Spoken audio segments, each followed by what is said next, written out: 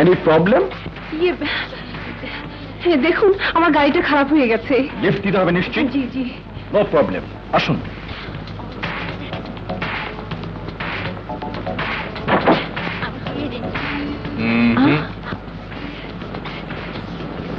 সামনে নয়, পেছনে। ও মাই গড,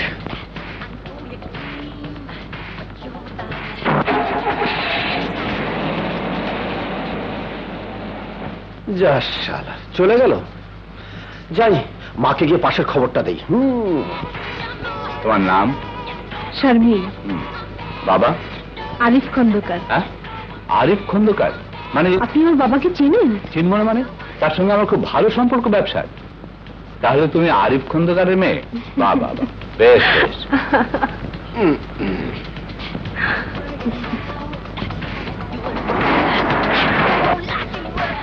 এই আমাদের বাড়ি, একটু নামবে না? না, আজ বড্ড দেরি হয়ে গেছে, বাড়িতে সবাই ভাববে। ও হ্যাঁ, তাও তো বটে, ঠিক। তুমি যাও, সোহেল সোজা বাসায়, সোজা। গুড, আবার দেখা হবে। খোদা হাফেজ। খুদা হাফেজ।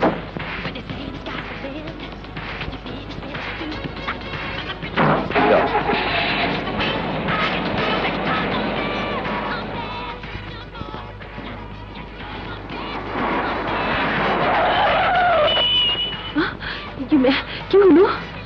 ভয় পাবেন না, একটা প্রশ্ন করব। আচ্ছা, আমি কি ড্রাইভার? না মানে আজকাল তো বাড়ি, আমি কি করে জানবো? তাহলে শুনুন, ওই যে উনি আমার দাদু, আমি তার নাতি, চৌধুরী বংশের একমাত্র বাতি। অতএব আমাকে ড্রাইভার মনে করে পিছনে বসে থাকার কোনো দরকার নেই। আপনি ইচ্ছে করলে সামনে আসতে পারেন। সামনে? হ্যাঁ হ্যাঁ, এখান থেকে খুব ভালো দেখতে পাবেন। অবশ্য যদি আপনার আপত্তি। ওহ ঠিক আছে, আসছি।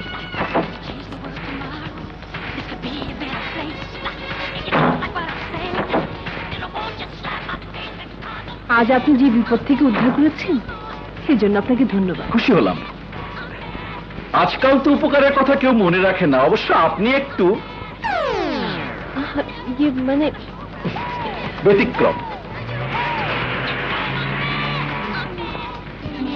মা, মা, মা, নানি মা আসেনি? না রে ভাই, তার সেলাইয়ের কারখানায় কাম আছে, ও কোন আসে, তার কি ঠিক আছে? না, মাকে নিয়ে আর পারা গেল না। আজ আমার পরীক্ষার ফল বের হবে জানে, তবু দেরি করছে। রানা, কখন এলি বাবা? এই তো মা।